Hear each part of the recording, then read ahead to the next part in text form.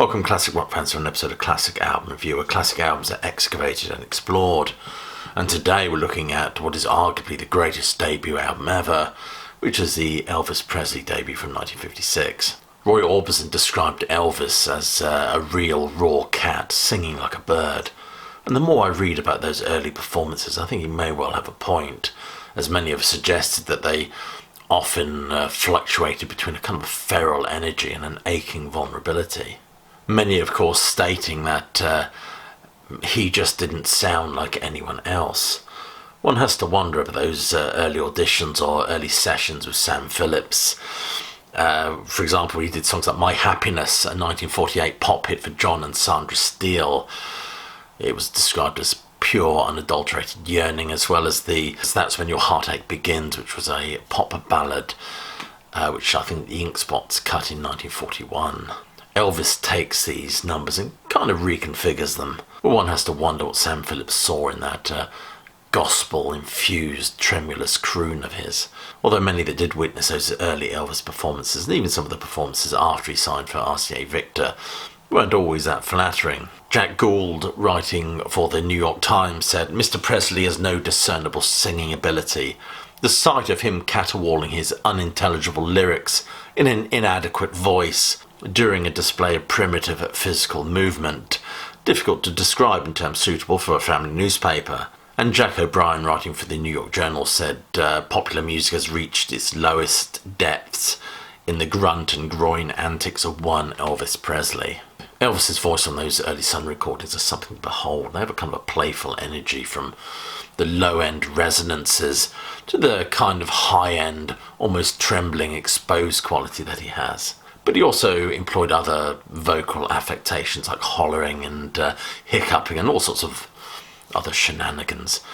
In fact, rock critic David Marsh said Elvis Presley invents the vocal stutter, an affectation of course copied by many singers since then. Many critics have since attributed Elvis's raw, emotive and slurred vocal style to the birth of rockabilly, arguing that fusion of country and bluegrass, in the words of Craig Morrison, crystallizes into a recognizable style once Elvis comes along.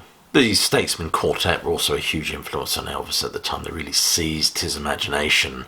The Statesmen Quartet, later just known as the Statesmen, was formed by Hovey Lister in 1948. There's no doubt that the world is indebted to Sam Phillips and Sun Records.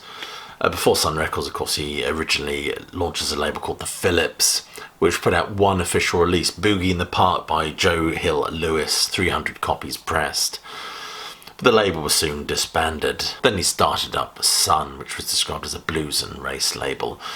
If I may quote Peter Gawalnick's wonderful book Last Train to Memphis, he writes that Sam Phillips possessed an almost Whitman-esque belief, not just in the nobility of the American dream, but in the nobility of that dream as it filtered down to its most downtrodden citizen, the Negro. It's also worth noting that Rocket 88 by Jackie Brenston and the Delta Cats is often cited as the first rock and roll record, a record waxed at Sam Phillips' Memphis recording service. The debut album was released on the RCA Victor label, a label that leaned on Sun Records to delay or postpone the release of some of their catalogue, no doubt with the Colonel adding his considerable weight to this campaign. But many argue this was perhaps one of the first rock and roll albums to top the American charts. I mean, arguably, of course, but you put it into some sort of context. Buddy Holly and the Crickets didn't release their debut album until 1957. Duane Eddy Have Twangy Guitar Will Travel, that was released in 58. Eddie Cochran Singing to My Baby, released in 57. And Bill Haley and the Comets put out Rock and Roll Stage from 1956. So this record was arguably a very important one, heralding this new youth movement. Of course, the Colonel negotiated for Elvis Presley to be included on the Bill Haley and the Comets with Hank Snow tour. Of course, it was Bob Neal that made the introduction. When those three musicians hit the stage, he said that the singer fiddled with the mic, twisting it so hard his knuckles turned white, but when he struck the opening chord of That's All Right, Scotty and Bill fell in loosely behind him and raised up on the balls of his feet, leaning forward into the mic. His lips twisted involuntarily into a kind of sneer and his legs began to quiver. I think Elvis has said that he was actually scared stiff. Scotty Moore said he was so nervous he could hear his knees knocking together. Many feel that sort of tentative quality when the band cut Just Because, which was a rollicking honky-tonk blues originally cut by the Lone Star Cowboys in 1933. And one could detect Elvis's learned gospel technique in that low-end slurred register of his as the band clatter away. Bill Black's almost comical thumping bass and Scotty's increasingly rhythm-driven guitar. And Bill Black brought a sort of rhythmic propulsion to this sound. It was a kind of a slap beat and a tonal beat at the same time. In fact, Sam Phillips said of him that Bill was one of the worst bass players in the world, technically, but man, could he slap that thing. Of course, RCA signed Elvis for $35,000, which was a fair amount of wonga in those days. They felt they were the right label to effectively promote a white boy singing black music. And Scotty Moore was absolutely incredible, his fingers traversing that fretboard like a man possessed, one no longer constrained by the paradigms of country and gospel. Interestingly, if I may quote the music critic David Marsh once more, he said that Scotty Moore invents power chording with jailhouse rock.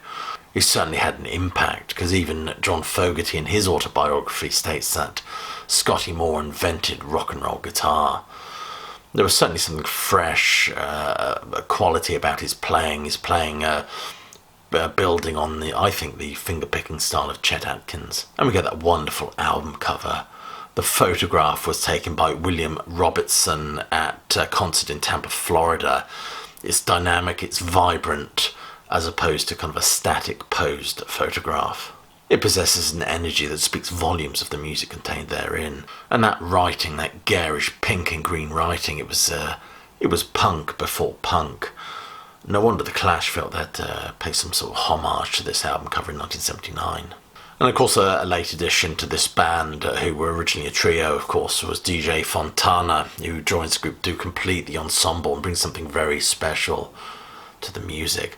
What's interesting that he originally cut his teeth playing drums in strip clubs, and he brings that kind of accentuated beat to this music. That combined, of course, with the almost shamanic, sexual quality of Elvis's performances. Of course, this was way back when Elvis was dangerous. Interesting, Lester Bangs credits Elvis Presley as the man that brings a sexual frenzy to the popular arts of America. And the guys involved with making this album included, of course, the wonderful Chet Atkins, Floyd Kramer on keyboards, but let's not forget the wonderful backing and vocal style of the Jordanaires. And the energy of this music, I mean, you take Blue Suede Shoes, when Carl Perkins sings it, it's slower. Elvis Presley takes it and imbues it with a sense of danger, really. I think somebody said that Carl Perkins' version is somebody miffed at his spoilt footwear, whereas Elvis Presley's version is like somebody out there looking for a rumble. And we get Little Richard's at Tutti Frutti, which is also covered. Elvis grabs these songs by the scruff of the neck, really, and finds a new way of communicating that unhinged sexual frenzy that Lester Bangs spoke of in this music. And the penultimate song, Blue Moon, has what sounds like a bongo in it, but it's actually Elvis slapping away unrelentingly on his guitar. The last song on the album is Money Honey, which has a kind of a sleazy, atmospheric vibe to it. This album is just overloaded with great ideas, with the synthesis of this energy fusing and emerging as this wonderful snapshot of 1950s teen rebellion. I think this album is perhaps one of the most important debuts ever. It was an album that went on to hugely influence the Beatles, of course, and other bands, who found this to be a pretty convenient and effective platform from which to leap and offer the world their own kind of musical manifesto. So I'd like to thank you for watching this video. If you haven't switched off already, please do click like, subscribe and check that notification bell if you've enjoyed it. And I'll leave you with my closing salvo, which is, as you know, hope you're well, staying safe, but more importantly that you keep listening.